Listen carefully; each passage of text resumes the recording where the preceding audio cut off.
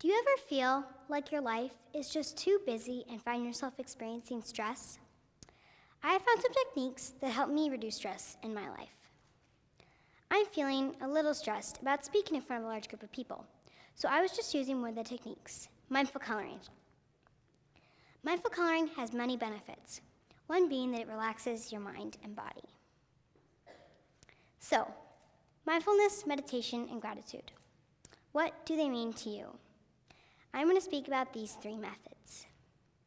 One thing I would like to share is the answer to a question I had while creating this talk. What is the difference between mindfulness and meditation? I found out that you can think of meditation like a big umbrella. Mindfulness is one of the many methods that fall underneath this umbrella.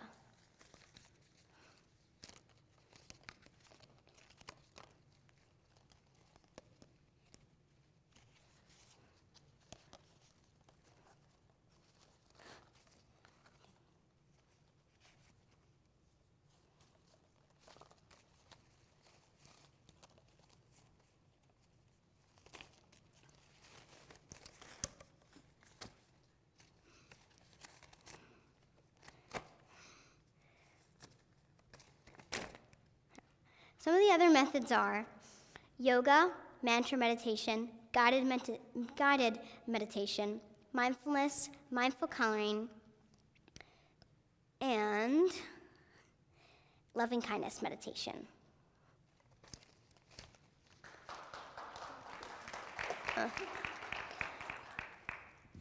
Before bed, I like to practice mindfulness. I either work on my mindful coloring or listen to a guided mindfulness session. Sometimes I do both at the same time. This way, the guided mindfulness session focuses me on being here and now, while the mindful coloring relaxes my mind and body. I find that after a meditation of any type, it is easier to fall asleep. I encourage all of you to try this, principals, teachers, and students. Doing a meditation practice before bed can help you in the day ahead. I just did a mindfulness practice last night, and now I'm not as nervous as I could be up here on stage. Not only can meditation calm you, but also refocus you. I think we have all been in that moment when we're practicing math with a parent. For me, that's my dad. And I always get so confused because he learned a different way than I do. So when this happens, I'll close my eyes and take a few deep, slow breaths. This calms me and refocuses me so that we are able to learn each other's ways without as much frustration. If meditation equals calm, what equals happiness? Well, gratitude does, and I'm going to tell you how.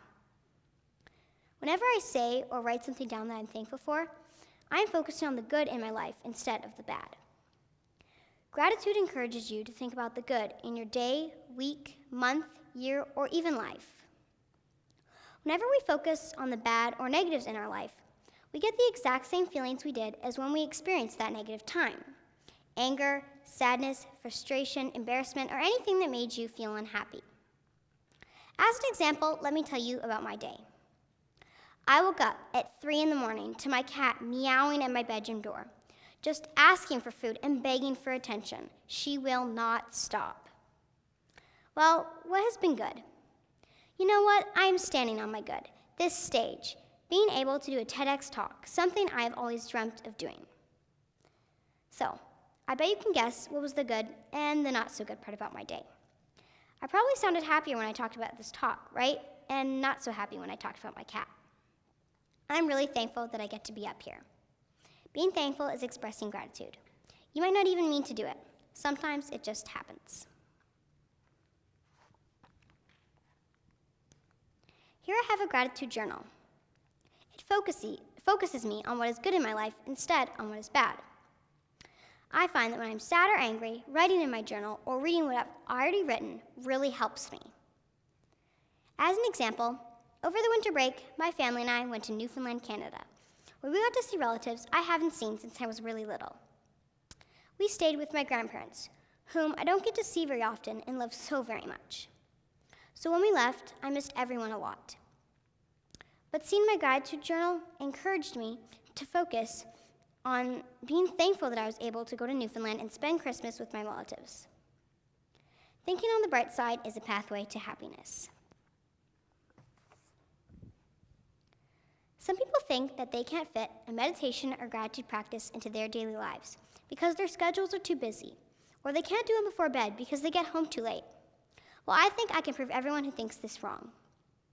I bet you didn't know that Katy Perry, Madonna, Hugh Jackman, Clint Eastwood, Lady Gaga, Paul McCartney, Oprah Winfrey, and Ellen DeGeneres all meditate. If these celebrities can fit a meditation or gratitude practice every day into their incredibly busy schedules, I know for a fact we all can.